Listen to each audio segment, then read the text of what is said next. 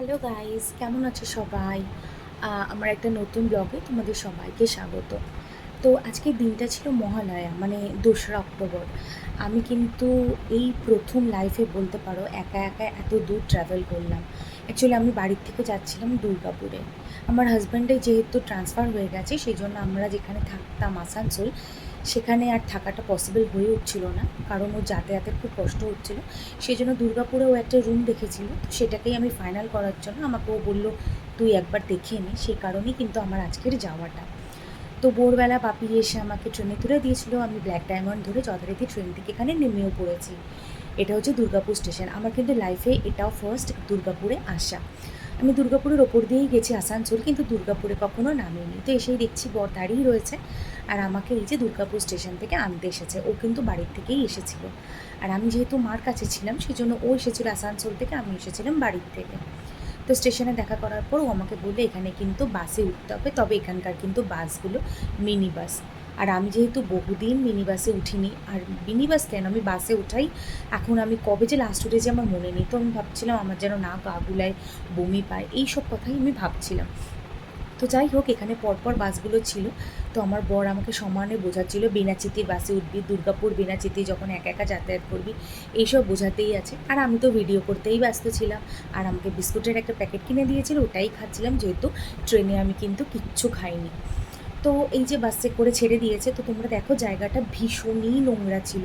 মানে দুর্গাপুর জায়গাটা যতটা ক্লিন আমি শুনেছিলাম, আমি কিন্তু ফার্স্ট এই যে যেটা দেখলাম স্টেশন থেকে, রাস্তাটাও যতটা বাজে ছিল, স্টেশন চত্বরটাও ভীষণ ভীষণ নোংরা। কিন্তু তারপরে যত বাস এগোতে থাকছে, রাস্তা কিন্তু তত সুন্দর হচ্ছে। মানে স্টেশনটা যে ওই জায়গাটা কেন ওরকম আমি কিন্তু বুঝতে পারলাম না, এতটাই নোংরা ছিল। আর এত গন্ধ ছিল, এত বিচ্ছিরি, আমার একদম ভালো লাগছিল না। তো যত রাস্তা এদিকে এগোচ্ছে, আমার পুরনো স্মৃতিগুলো বারবার ফিরে আসছে, যে এইভাবেই প্রথম সংসার শুরু করেছিলাম আমরা আসানসোলে। তখন আমাদের জাস্ট দুজনের সংসার, প্রথম সব কিছু স্মৃতি। তো আজকে সব কিছু ফেলে এই নতুন ঠিকানায় আমাদের এখন সব কিছু অভ্যাস করতে হবে। তো এখানে বাসটা দাঁড়িয়েছিল একদম সিটি সেন্টারে। সিটি সেন্টারের জায়গাটা আমি তুলতে পারিনি, যেহেতু আমি অপোজিট সাইডে বসেছিলাম।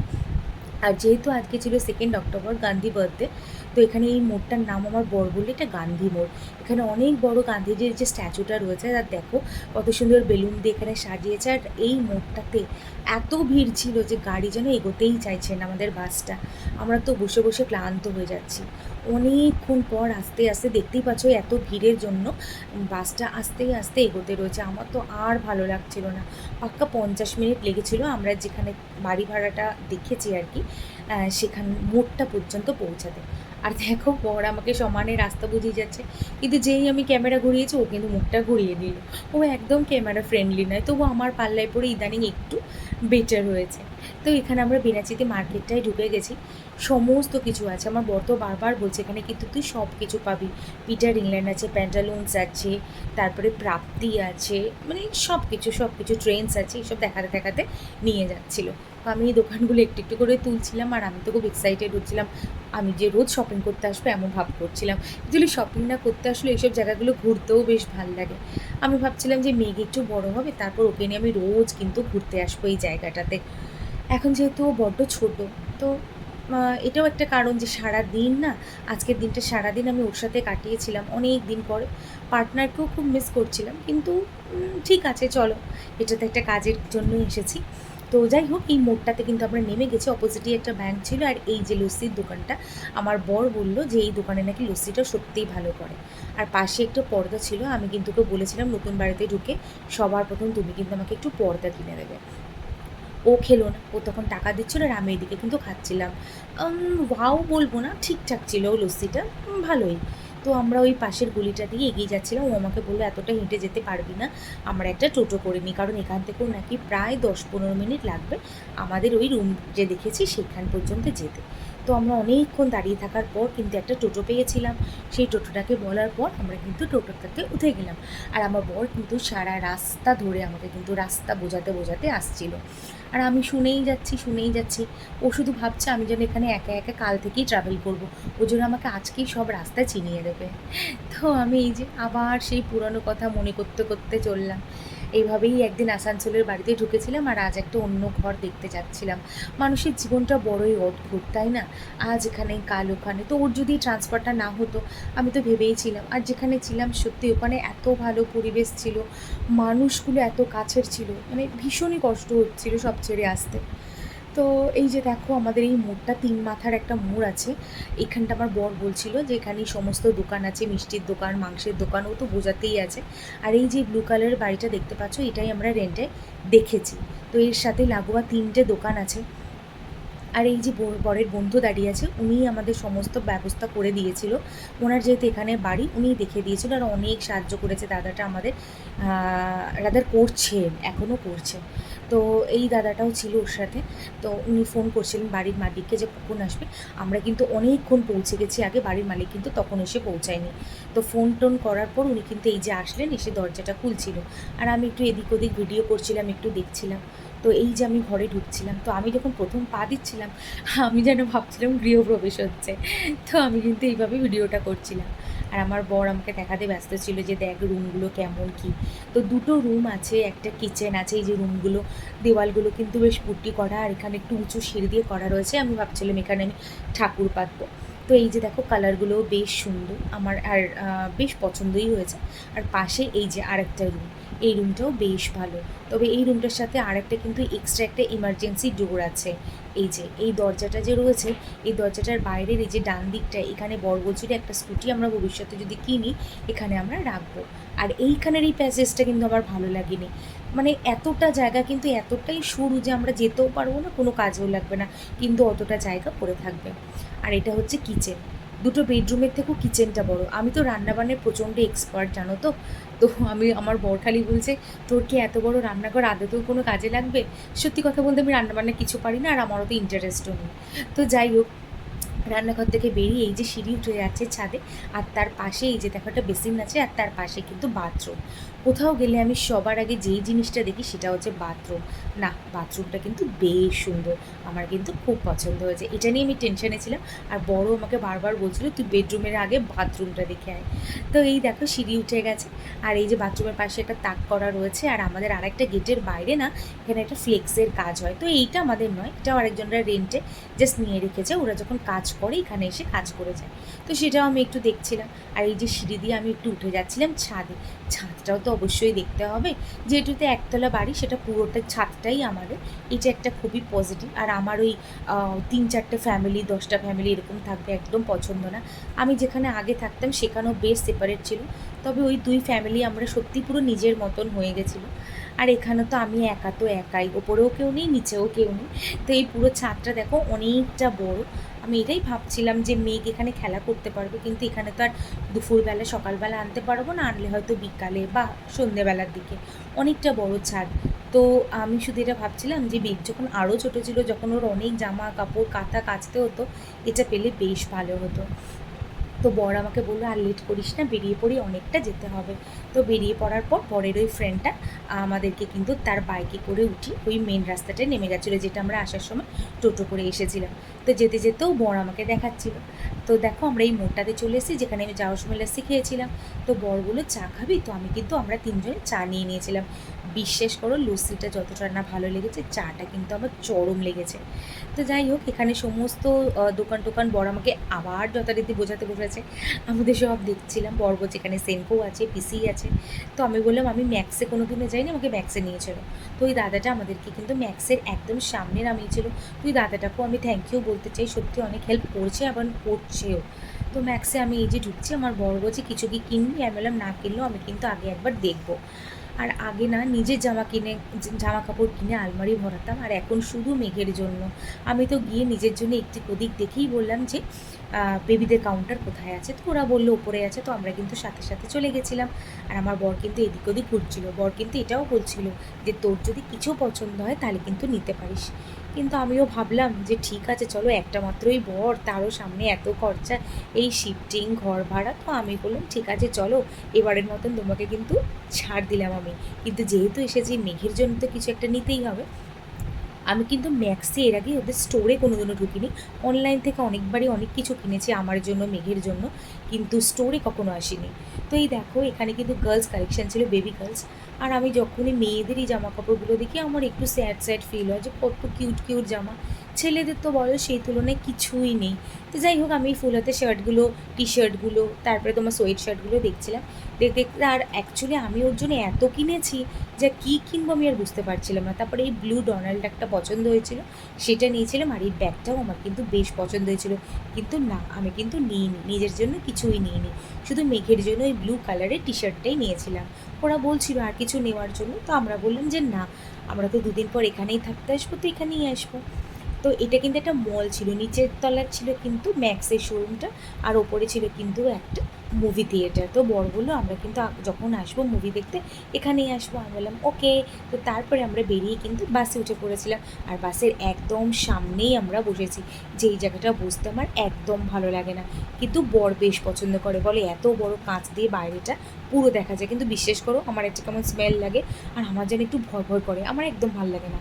তো যাই হোক, ওই যে সেই গান্ধী মোড়টা যাওয়ার সময় দেখেছিলে, সেখানেই কিন্তু আমরা আসছিলাম, কারণ ও বলছিল আমরা আবার সিটি সেন্টার এখান থেকে ব্যাকে যাব, কারণ এখান থেকে নাকি বাসের জায়গা পাবো না। এখান থেকে অ্যাকচুয়ালি যাচ্ছিলাম আমরা আসানসোলে বাড়িতে আবার আমাদের। তো আমরা আবার এই সিটি সেন্টারে আসলাম, যেহেতু এখানেই বাস স্ট্যান্ড, আমরা ভালো একটা জায়গা নিয়ে বসে পড়েছিলাম বাসে। আর এই বাসটা কিন্তু চরম ছিল, মনে হচ্ছে যেন রকেটে করে যাচ্ছি। হ্যাঁ হ্যাঁ সত্যি বলছি, এত সুন্দর যাচ্ছে, চারিদিকে এত কাশফুল, মনটা কিন্তু এমনিই ফুরফুরে হয়ে যাচ্ছিলো, ভীষণ ভীষণ ভালো লাগছিলো। আর অনেক দিন পর ওর সাথে একসাথে এইভাবে পাশাপাশি বসে আমরা কিন্তু ট্রাভেল করছিলাম, আর অনেক অল্প সময়ের মধ্যে কিন্তু পৌঁছে দিয়েছিল। আর দেখছো আমার বরের কিন্তু মুখ চলছে কেন বলো তো, ওই যে সেই ডিরেকশন দিয়েই যাচ্ছে। তো আমার এত জল তেষ্টা পেয়েছিল, ও আমাকে যথারীতি একটা ফ্রুটি এনে দিয়েছিল। তো আমি ঠান্ডা ঠান্ডা ফ্রুটিটা খাচ্ছিলাম, আর আমার অনেক অনেক আরাম লাগছিল। তো এই যে দেখো আমরা আসানসোলে ঢুকে গেছি, আমার কিন্তু মনটা আবার মানে একদিকে বলে না যে খুশি, আবার একদিকে অনেক দুঃখ হচ্ছিল যে আর হয়তো কখনো আসা হবে না। কিন্তু বৌদিরা আমাকে বারবার বলেছে যে এখানে আসলেই কিন্তু তুমি আমাদের বাড়িতে অবশ্যই অবশ্যই আসবে। তো বর আমাকে বললো তুই নেমে গিয়ে ফ্রেশ হতে থাক, আমি খাবার আনতে যাই। তো আমি নেমে এই দেখো আমার চেনা রাস্তায় হাঁটছি। আর এই যে তোমরা দেখলে সব পেয়েছি আসর, এখানেই ছেলেকে ভর্তি করানোর খুব ইচ্ছা ছিল, এখানে সব কিছু শেখায়, আমার কিন্তু খুব ইচ্ছা ছিল। যাক ভগবান জানি না কেন এরকম করলো। আমার ভিডিওটা করতে এখনও আমার চোখটা মানে কি বলবো, খুবই মন খারাপ করছে। এই রাস্তাটা প্রায় রোজই আমি মেঘকে নিয়ে নিয়ে বেরোতাম, রোজ আমরা একসাথে এখানে হাঁটতাম। আর এই যে এই রাস্তাটা তো আমার একদম বাড়ির সামনে। আর ওই যে গাছটা দেখতে পাচ্ছ, ওই গাছটার নিচে যখন মেঘকে আমি ঘোরাতে নিয়ে আসতাম, প্রত্যেক দিন কিন্তু আমি আর মেঘ এই গাছটার তলায় বসতাম, ও কিন্তু এখানে বেশ পছন্দ করতো। তো আর এইসব কিছুই হবে না, এখানে যাচ্ছি আর আমার মনটা আরও খারাপ লাগছে যে এই হয়তো আমার লাস্ট এখানে আসা, আর হয়তো আমি আসতেই পারবো না কখনো। এই গলি দিয়ে যাচ্ছিলাম আর আমি ভিডিওটা করতে করতে যাচ্ছিলাম, যে আমার চেনা রাস্তা, পরিচিত রাস্তা। এই গলিটা দিয়ে ঢুকে এই যে ডান দিকে বাঁকলেই কিন্তু আমার ঘর, মানে আমি যেখানে রেন্টে থাকতাম প্রায় 3 বছর আমরা এখানে ছিলাম। প্রত্যেকটা মানুষের সাথে, প্রত্যেকটা ইট কাঠের সাথে আমার পরিচয় হয়ে গেছিলো এখানে আস্তে আস্তে। তবে আগে খুব একটা হতো না, মেঘ হওয়ার পর কিন্তু লোকজনের সাথে পরিচিতিটা বেশি হয়। আর এই যে ডেলিভারি ম্যান এসছে, সেটা দেখেও আমার মনে হলো যে আজ থেকে আমার অ্যাড্রেসটাও চেঞ্জ হয়ে যাবে।